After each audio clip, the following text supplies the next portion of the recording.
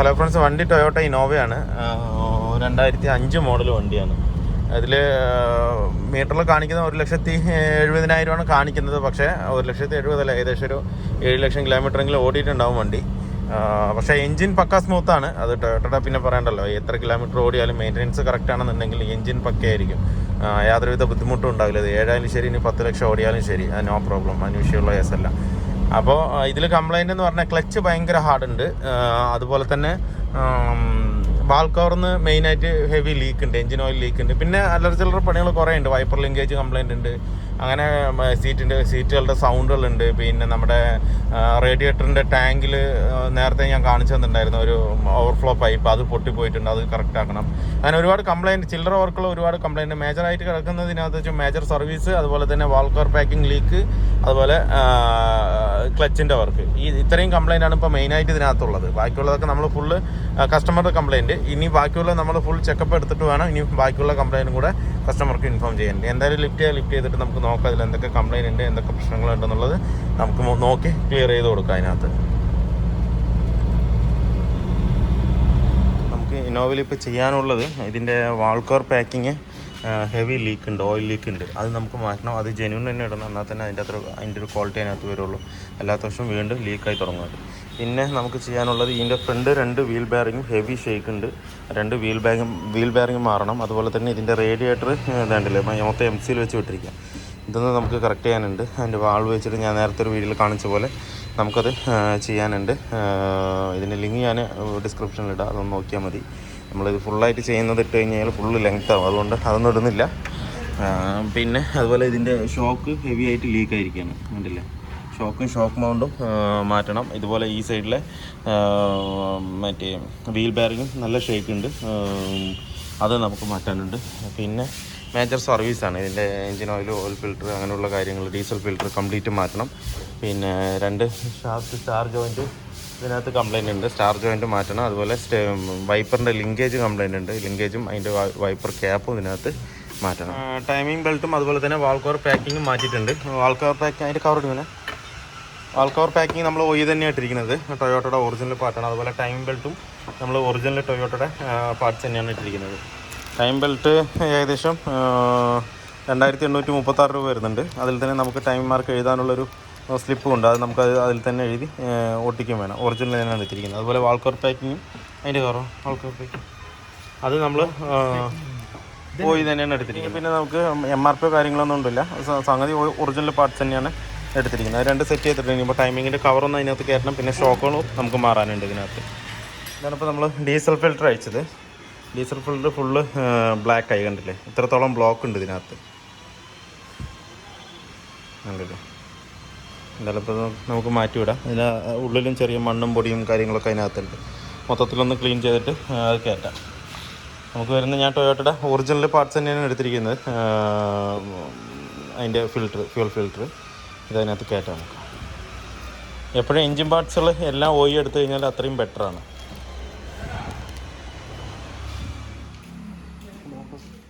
ഇതിലിപ്പോൾ നമ്മൾ ഇതിൻ്റെ ഓറിങ് മാറ്റിയിട്ടുണ്ട്. ഈ ഓറിങ് എന്തായാലും മസ്റ്റായിട്ട് മാറ്റണം. അത് നമുക്ക് ഡീസൽ ഫിൽറ്ററിൻ്റെ കിറ്റിൻ്റെ കൂടെ തന്നെ വരും.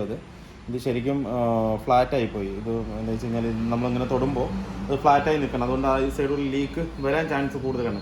നേരത്തെ അങ്ങനെ സെറ്റായിട്ട് നിൽക്കുമ്പോൾ ലീക്ക് വരില്ല. പക്ഷേ ഇപ്പോൾ നമ്മളിത് അഴിച്ചത് കൊണ്ട് ഈ ഓറിങ്ങിന് ഇട്ട് കയറ്റി കഴിഞ്ഞാൽ അത് ലീക്ക് വരാൻ ചാൻസ് കൂടുതലാണ്. അപ്പോൾ നമ്മൾ ഈ ഓറിങ് ഇപ്പോൾ മാറ്റിയിട്ടുണ്ട്. ഡീസൽ ഫിൽറ്റർ ഇടുമ്പോൾ ഇതിലൊരു ചെറിയൊരു ഓറിങ് വരും ഈ ഭാഗത്ത്.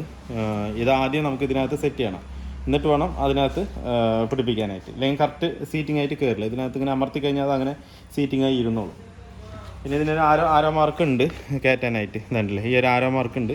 ആ ആരോ മാർക്ക് ഇതിലൊരു ആരോ മാർക്ക് ഉണ്ട് ഇതിവിടെ, വേണ്ടല്ലേ. ഈ കട്ടിങ് കറക്റ്റായിട്ട് ഇതിനകത്ത് ആരോ മാർക്കിനകത്ത് കയറ്റണം, എന്നാലേ അത് കറക്റ്റ് സീറ്റിംഗ് ആവുള്ളൂ. വേണ്ടല്ലേ, ഈ ആരോ മാർക്കും ഈ ആരോ മാർക്കും കറക്റ്റ് സീറ്റിംഗ് ആക്കിയിട്ട് ഒന്ന് അമർത്തുക. എല്ലാ സൈഡും അമർത്തി കഴിഞ്ഞ് കഴിഞ്ഞാൽ പിന്നെ നമുക്ക് ഈ ത്രെഡ് കറക്റ്റായി വെച്ചുകൊണ്ട് ടൈറ്റ് ചെയ്താൽ മതി. ഇതും ഓവർ ടൈറ്റിൻ്റെ ആവശ്യമില്ല. ഇത് നേരത്തെ ഞാൻ അഴിക്കുമ്പോൾ ഇത് ഹെവി ആയിട്ട് ഓവർ ടൈറ്റ് ആയിട്ടാണ് കിടക്കുന്നത്, അതുകൊണ്ട് അഴിക്കാൻ ഭയങ്കര ബുദ്ധിമുട്ടാണ്. ഇത് ശരിക്കും വെറുതെ ചുമ്മാ ഒരു ഹാൻഡ് ടൈറ്റ് മാത്രം മതി. ഇതിനകത്ത് വേറെ ടോർക്കോ കാര്യങ്ങളോ ഒന്നുമില്ല. ടൈറ്റായി കഴിഞ്ഞ് കഴിഞ്ഞാൽ ഇതല്ലേ, ഇതിലും ഒരു ആരോ മാർക്ക് ഉണ്ട്. ഈ ആരോ മാർക്ക് ഇതിലേക്ക് മാച്ച് ആയാൽ മതി, വേറെ ഒന്നും ചെയ്യേണ്ട. അങ്ങനെ ആവുമ്പോൾ ഈ സീറ്റും കറക്റ്റായിരിക്കും. ഇല്ലാത്ത പക്ഷം ഓവർ കയറി അങ്ങ് മുകളിലേക്ക് കയറി നിൽക്കും, അതിൻ്റെ ആവശ്യമില്ല. ആ ഓറിങ് കറക്റ്റായിട്ട് നിന്ന് കഴിഞ്ഞാൽ പിന്നെ അവിടെ ലീക്ക് വരില്ല. ഹാൻഡ് ടൈറ്റ് മാത്രം മതി. അപ്പോൾ നമുക്ക് അഴിക്കുമ്പോഴും ഈ കൈ കൊണ്ട് തന്നെ നമുക്ക് അഴിക്കാൻ പറ്റും. അപ്പോൾ ഈ ആരമാർക്ക് 3 കറക്റ്റായി കഴിഞ്ഞാൽ കഴിഞ്ഞു. ഇനിയിപ്പോൾ ഇത് അതിനകത്ത് സെറ്റ് ചെയ്യാം. ഇനിയിപ്പോൾ വേറെ ഒന്നുമില്ല. നമുക്കുള്ളത് ഇനി ഫ്രണ്ടിലെ ഷോക്ക് 2 മാറാനുണ്ട്. ഷോക്ക് മൗണ്ടും. ഷോക്ക് നമ്മൾ എടുത്തിരിക്കുന്നത് ഗബ്രിയലിൻ്റെ കമ്പനിയാണ്. ഗബ്രിയലിന് തന്നെയാണ് നമുക്ക് OE വരുന്നതും. അതിന് ആ ബ്രാൻഡ് തന്നെയാണ് നമ്മൾ എടുത്തിരിക്കുന്നത്. ലെഫ്റ്റും റൈറ്റും ഗബ്രിയലിന് എടുത്തിരിക്കുന്നത്. ഏകദേശം MRP 1900 രൂപ റേഞ്ച് വരുന്നുണ്ട് ഒരു ഷോക്കിന്. അത് OE ആണെന്നുണ്ടെങ്കിൽ ഏകദേശം ഒരു 4 രൂപേൻ്റെ അടുത്ത് വരും. പിന്നെ അതുപോലെ സ്റ്റഡ് കിറ്റ് നമ്മൾ എടുത്തിട്ടുണ്ട്. ഷോക്കിൻ്റെ മൗണ്ട് കിറ്റ് അത് ഏകദേശം ഒരു 552 രൂപ MRP വരുന്നുണ്ട് സ്റ്റഡ് കിറ്റിന്. കണ്ടല്ലേ, ഈ സ്റ്റഡ് കിറ്റിൽ വരുമ്പോൾ ഇതിൽ കൂടെ നമുക്ക് താഴത്തെ റിയർ ഷോക്കിൻ്റെ ബുഷും കൂടെ വരുന്നുണ്ട്. അല്ല, നമുക്ക് ആവശ്യമില്ല, നമുക്ക് എടുത്ത് വയ്ക്കാം ഏതെങ്കിലും വണ്ടിക്ക്. അല്ലെന്നുണ്ടെങ്കിൽ ബുഷ് പോകുമ്പോൾ നമുക്ക് കയറ്റാവുന്നുള്ളത്. മനസ്സിലായി, ഈ ഒരു ബുഷ് ഇതിനകത്ത് തന്നെ വരും. എന്ന് വെച്ചാൽ പഴയ ബൂട്ട് കിറ്റ് കംപ്ലീറ്റ് പൊട്ടിക്കിടക്കണം. ഇനിയിപ്പോൾ അത് തന്നെ ഇട്ട് കഴിഞ്ഞ് കഴിഞ്ഞാൽ അതിൽ കൂടുതൽ ഡസ്റ്റ് കയറിയിട്ട് ബുദ്ധിമുട്ടാവും. പിന്നെ സ്റ്റഡ് മൗണ്ടാണ്. സ്റ്റഡ് മൗണ്ടും നമ്മൾ OE തന്നെ ഒറിജിനൽ പാർട്സ് തന്നെയാണ് എടുത്തിരിക്കുന്നത്. കണ്ടില്ലേ, ഒറിജിനൽ പാർട്സ് ഇടുമ്പോൾ നമുക്ക് ഇതിൽ കൂടെ തന്നെ ഇൻബിൽഡായിട്ട് ഒരു ബുഷ് വരുന്നുണ്ട്. ഇത് കണ്ടില്ലേ, ഈ ബുഷ് വരുന്നുണ്ട്. അത് കറക്റ്റായിട്ട് നമുക്ക് സീറ്റിംഗ് ആയിട്ട് ഇടാൻ പറ്റും. ഇത് വേറെ മേക്ക് എടുക്കുമ്പോൾ ഇവിടെ ബുഷ് വരുന്നില്ല. ബുഷ് ഇപ്പോൾ നമ്മൾ 1-2 വണ്ടി ചെയ്തതിലും നമ്മൾക്ക് ഗ്യാപ്പ് കറക്റ്റായിട്ട് ഒരു കസ്റ്റമർ നമ്മുടെ അടുത്ത് പറഞ്ഞിട്ടുണ്ടായിരുന്നു. സ്റ്റഡ് മൗണ്ട് മാറ്റിയിട്ടും ആ ഗ്യാപ്പ് കറക്റ്റ് ആകുന്നില്ല, ഗ്യാപ്പ് ഒരു സൈഡിലേക്കാണ് നിൽക്കുന്നതെന്നൊരു കംപ്ലയിൻറ്റ് നമുക്ക് പറഞ്ഞിട്ടുണ്ടായിരുന്നു. അത് കാര്യമായിട്ട് നമ്മൾ നോക്കിയപ്പോഴാണ് ആ സ്റ്റഡ് മൗണ്ടിൽ വരുന്നതിൽ ബുഷ് വരുന്നില്ല. ഈ സെൻറ്റർ ബുഷ് വരുന്നില്ല. സെൻറ്റർ ബുഷ് സെപ്പറേറ്റ് ആയിട്ടാണ് വരുന്നത്. ആ വരുന്ന സമയത്ത് നമുക്ക് ഇതിൻ്റെ ഉള്ളിൽ ഗ്യാപ്പ് കൂടുതലാണ്. ആ ഗ്യാപ്പ് കൂടുമ്പോഴാണ് ആ ഒരു നമുക്ക് ഞാൻ എപ്പോഴും പറയുന്ന പോലെ സ്റ്റഡ് മൗണ്ടിൻ്റെ സൈഡിലൂടെ ഇങ്ങനെ കൈവച്ച് നോക്കുമ്പോൾ ഒരു സൈഡ് ഗ്യാപ്പ് കൂടുതൽ, ഒരു സൈഡ് ഗ്യാപ്പ് കുറവ്, അങ്ങനെയാണ് നമുക്ക് മനസ്സിലാക്കാമെന്ന് ഞാൻ പറഞ്ഞിട്ടുണ്ട് നേരത്തെ. അത് നമുക്ക് കറക്റ്റായിട്ട് അറിയാൻ പറ്റില്ല. പക്ഷേ വണ്ടിക്ക് യാതൊരു കംപ്ലയിൻറ്റ് ഉണ്ടാവില്ല, സൗണ്ടോ കാര്യങ്ങളോ ഒന്നും ഉണ്ടാവില്ല. കറക്റ്റ് സീറ്റിങ്ങിൽ തന്നെ ബുഷിൽ നിൽക്കും. പക്ഷേങ്കിൽ ആ ഒരു ഗ്യാപ്പ് മാത്രം നമുക്ക് കറക്റ്റ് മെൻഷൻ ചെയ്യാൻ പറ്റില്ല. അറിയില്ല അത് മൗണ്ട് പോയതാണോ ഇല്ലയോ എന്നുള്ളത്. മനസ്സിലായില്ലേ? അപ്പോൾ അത് ഒറിജിനൽ ഇടുമ്പോൾ അത് കറക്റ്റ് ബുഷ് അതിനകത്ത് വരുന്നതുകൊണ്ട് നമുക്കത് കറക്റ്റായിരിക്കും. മനസ്സിലായില്ലേ? ഇതാണിപ്പോൾ ഷോക്ക് വരുന്നത്. ഇതിൽ മൗണ്ടും ഇത്തിരി ഈ സൈഡിലേക്ക് കയറിയാണ് നിൽക്കുന്നത്. എന്തായാലും നമുക്ക് ഷോക്ക് കംപ്ലീറ്റ് ആയിട്ട് ഇതിനകത്ത് മാറാം. നമ്മുടെ ക്ലച്ച് സെറ്റ് നമ്മൾ മാറിയിട്ടുണ്ട്. നമ്മൾ ക്ലച്ച് എടുത്തിരിക്കുന്നത് ലൂക്കിൻ്റെ ക്ലച്ച് തന്നെയാണ് എടുത്തിരിക്കുന്നത്. ഇതിൽ ഉണ്ടായിരുന്ന പഴയ ക്ലച്ച് ഇത് അത്യാവശ്യം കുറച്ചുകൂടെ ഓടും. പക്ഷേങ്കിൽ ക്ലച്ച് ഭയങ്കര ഹാർഡാണ്. മനസ്സിലായില്ലേ? അത് ഈ പ്രഷർ പ്ലേറ്റ് ക്ലച്ച് മാറുന്നതോട് കൂടിയിട്ട് പ്രഷർ പ്ലേറ്റ് ഇതിൻ്റെ മാറിയിട്ടില്ല. ഇത് വെച്ച് ഇത് വേറൊരു കമ്പനിയാണ് കിടക്കുന്നത്. ഇത് XTDയും കിടക്കുന്നത്. എപ്പോഴും ക്ലച്ച് മാറുമ്പോൾ ഫുൾ സെറ്റ് മാറിയാൽ അതിൻ്റെ ഒരു പെർഫെക്ഷൻ അതിനകത്ത് കിട്ടുള്ളൂ. അല്ലാത്ത പക്ഷം നമുക്ക് ക്ലച്ച് ഹാർഡാവും. ഇത് പ്ലേറ്റ് ഓടാനുണ്ടാവും, പക്ഷേ ക്ലച്ച് ഹാർഡാവും. അപ്പോൾ അത് മാറാനായിട്ട് വീണ്ടും ഒഴിക്കണം. അപ്പോൾ ഈ 2 സെറ്റ് ഒരുമിച്ച് മാറുമ്പോൾ നമുക്ക് ക്ലച്ച് ഏകദേശം ഹാർഡാകുമ്പോൾ ഏകദേശം അതും തീർന്നിട്ടുണ്ടാവും. അങ്ങനെ ചെയ്യുമ്പോഴായിരിക്കും അത് കുറച്ചുകൂടെ ബെറ്റർ ആകുന്നത്. ക്ലച്ച് ഗിയർ ബോക്സ് ഇറക്കുമ്പോൾ എപ്പോഴും റിലീഫ് ബെയറിങ്ങും അതുപോലെ തന്നെ ക്ലച്ച് സെറ്റ് പ്രഷർ പ്ലേറ്റും അതുപോലെ ക്ലച്ച് പ്ലേറ്റും ഒരുമിച്ച് മാറുമ്പോൾ നമുക്ക് കംപ്ലയിൻറ്റ് വരുമ്പോൾ ഒരുമിച്ച് തന്നെ നമുക്ക് മാറ്റുമ്പോൾ ആ ഒരു പെർഫെക്ഷൻ അതിനകത്ത് കിട്ടും. അല്ലാത്ത പക്ഷം പ്ലേറ്റ് തേയില്ല, പക്ഷേ ഇത് ഹാർഡാവും. അപ്പോൾ ഇതിനു വേണ്ടി മാറുമ്പോൾ വീണ്ടും നമ്മൾ മാറ്റണം. ഇതിനു വേണ്ടി മാറ്റി ഇനി ഇത് മാത്രം സിംഗിളായിട്ട് മാറുമ്പോൾ ക്ലച്ച് സ്മൂത്തായിരിക്കും, പക്ഷേങ്കിൽ കുറച്ച് കഴിയുമ്പോൾ വീണ്ടും റേസ് ആയി തുടങ്ങും. അപ്പോൾ എല്ലാം കൂടെ സെറ്റോടെ കൂടെ മാറുമ്പോഴാണ് അതിൻ്റെ ഒരു പ്രൊഫഷൻ കിട്ടുക. അപ്പോൾ നമ്മൾ എടുത്തിരിക്കുന്ന ലൂക്കിൻ്റെ ക്ലച്ച് സെറ്റാണ് എടുത്തിരിക്കുന്നത്. അതുപോലെ റിലീഫ് ബെയറിങ്ങും NSK എന്ന് പറയുന്ന ഒരു മാക്കിൻ്റെയാണ് എടുത്തിരിക്കുന്നത്. 1495 രൂപ വരുന്നുണ്ട്. നമ്മളിപ്പോൾ സ്റ്റാർ ജോയിൻറ്റ് കംപ്ലീറ്റ് അയച്ചെടുത്തിട്ടുണ്ട്. നമുക്ക് ഈ സൈഡിലെയാണ് ഫുള്ളായിട്ടും പോയത്. ഇതിൽ ചെറിയ ഗ്രീസ് ഉണ്ട്, ഇതിൽ ഒട്ടും തന്നെ ഇല്ല ഗ്രീസ്. ഇത് മൊത്തം പൊട്ടി നിൽക്കുമായിരുന്നു അതിനകത്ത്. അതായിരുന്നു അത്രയും ടൈറ്റ് ഇതിനകത്ത് വന്നത്. ടൈറ്റ് എന്ന് പറഞ്ഞാൽ വൺ സൈഡ് നല്ലവണ്ണം ഫ്രീയും വൺ സൈഡ് നല്ലവണ്ണം ഹെവി ആയിട്ട് ജാമുമായിരുന്നു. അതാണ് ബാക്ക് എടുക്കുമ്പോഴൊക്കെ കീച്ചും സൗണ്ടും വണ്ടി ഡ്രൈവിങ്ങിൽ നല്ല വൈബ്രേഷൻ വരുന്നത്. കണ്ടോ, ഒന്നുമില്ലാതെ മൊത്തം ബേണായി പോയിരിക്കുകയാണ്.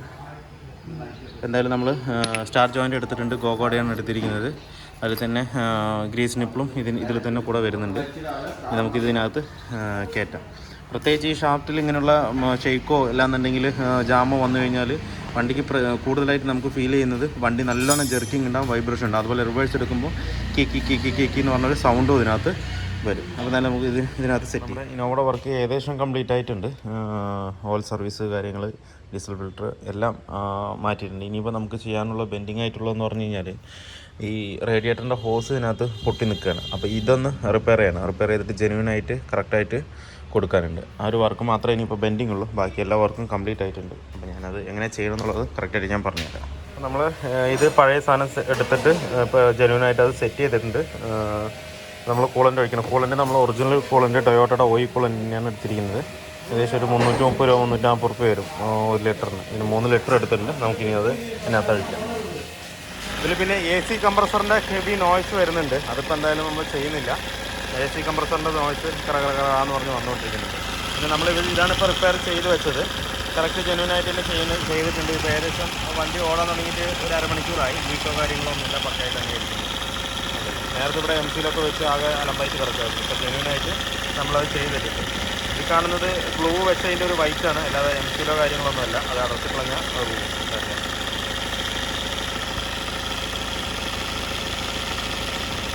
അപ്പോൾ ഇങ്ങനെ നമുക്ക് വൃത്തിയായിട്ട് ചെയ്തെടുക്കാൻ പറ്റും. അല്ലാതെ MC-ലോ കാര്യങ്ങളോ വെച്ച് ആകെ ബോറായിട്ട് വണ്ടി തുറക്കുമ്പോൾ തന്നെ നമുക്ക് ആ ജെന്യൂനായിട്ടുള്ള വണ്ടിയുടെ മേലെ ആ ഒരു MC-ൽ അത്രത്തോളം കിടക്കുമ്പോൾ ആ ഒരു വണ്ടിയുടെ ക്വാളിറ്റി നഷ്ടപ്പെടും നമുക്ക്. അപ്പോൾ ഇങ്ങനെ കറക്റ്റായിട്ട് പക്കയായിട്ട് ചെയ്യാൻ പറ്റും. ഇതിൻ്റെ വീഡിയോ ഞാൻ നേരത്തെ ചെയ്തിട്ടുണ്ട്, അത് നോക്കിയാൽ കാണാൻ പറ്റും. പിന്നെ ഒരു AC കംപ്രസറിൻ്റെ സൗണ്ട് ഉണ്ട്, അത് പിന്നീട് നോക്കാം. പിന്നെ വാൾക്കർ പാക്കിങ് കാര്യങ്ങളെല്ലാം നമ്മൾ പക്ക ക്ലിയർ ചെയ്തിട്ടുണ്ട്. വണ്ടി ഇപ്പോൾ ഓക്കെ തന്നെയാണ്. നമ്മുടെ ഇന്നോവയുടെ വർക്ക് ഫുള്ളി കംപ്ലീറ്റ് ആയിട്ടുണ്ട്.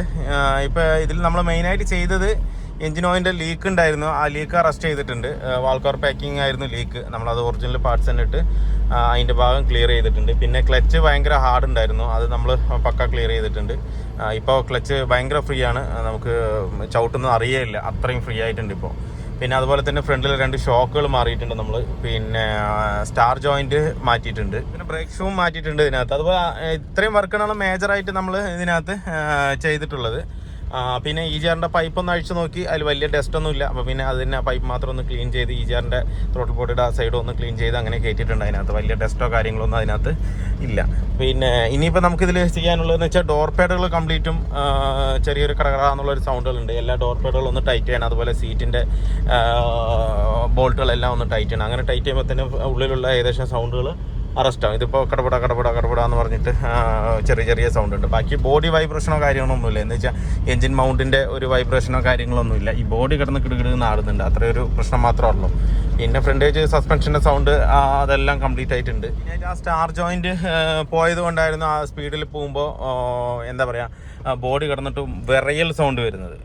എന്ന് വെച്ചാൽ ഇപ്പോൾ ഈ കട്ട് റൂട്ടിൽ പോകുമ്പോൾ ഉള്ളൊരു കിടുകിടുകിടുന്നുള്ളൊരു സൗണ്ടല്ല, അതല്ലാതെ ഒരു വിറയൽ സൗണ്ട് ഉണ്ടായിരുന്നു. ഏകദേശം നമ്മൾ മെയിൻ റോഡിൽ തന്നെ പോകുമ്പോൾ ഏകദേശം ഒരു 50 കിലോമീറ്റർ സ്പീഡൊക്കെ എത്തുമ്പോൾ ഒരു ബുറന്നൊരു സൗണ്ട് ഇതിനകത്ത് വന്നിട്ടുണ്ട്. അതുപോലെ റിവേഴ്സ് എടുക്കുമ്പോൾ കീച്ച് എന്ന സൗണ്ട് വരും. എന്താ വെച്ചാൽ ഒരു സ്റ്റാർ ജോയിൻറ്റ് പക്ക പോയതാണ് അതിനകത്ത്, പോയിട്ട് സ്ട്രക്കായി നിൽക്കുമായിരുന്നു, ഗ്രീസൊന്നും ഇല്ലാതെ. അങ്ങനെയാണ് ആ സൗണ്ട് വന്നത്, കിറുക്ക് എന്നുള്ളൊരു സൗണ്ട് വന്നത്.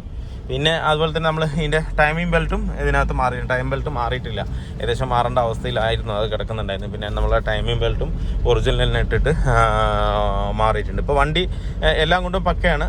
ഇനിയിപ്പോൾ ഒന്ന് വീൽ അലൈൻമെൻറ്റ് ചെയ്യണം. പിന്നെ ഒരു 2 കംപ്ലയിൻറ്റും കൂടെ കസ്റ്റമർ പറഞ്ഞു തന്നു. സെൻട്രൽ മിറർ, അതുപോലെ തന്നെ AC-യുടെ ഉള്ളിൽ മറ്റേ കൺട്രോൾ സ്വിച്ചിൽ വരുന്ന ലൈറ്റ് കംപ്ലയിൻ്റ് ഉണ്ടെന്ന് പറഞ്ഞിട്ടുണ്ട്. ആ ലൈറ്റ് കിട്ടാനില്ല. അതുപോലെ മിററും ഓർഡർ ചെയ്തിട്ട് വന്നിട്ടില്ല. ഈ 2 കംപ്ലയിൻ്റാണ് കസ്റ്റമർ പറഞ്ഞതിൽ ഇപ്പോൾ നമുക്ക് ചെയ്യാൻ പറ്റാതിരുന്നത്. ബാക്കിയെല്ലാം ഏകദേശം ഫിനിഷ് ചെയ്തിട്ടുണ്ട്. അപ്പോൾ വീഡിയോ എല്ലാവർക്കും ഇഷ്ടമായിരുന്നു ലൈക്ക് ചെയ്യുക, ഷെയർ ചെയ്യുക, അതുപോലെ തന്നെ സബ്സ്ക്രൈബ് ചെയ്യാതെയാണ് വീഡിയോ കാണുന്നത്. നിങ്ങളൊന്ന് സബ്സ്ക്രൈബ് ചെയ്ത് സപ്പോർട്ട് ചെയ്യുക. അപ്പോൾ മറ്റൊരു വീഡിയോയിലേക്ക് കാണുന്നവരെ എല്ലാവർക്കും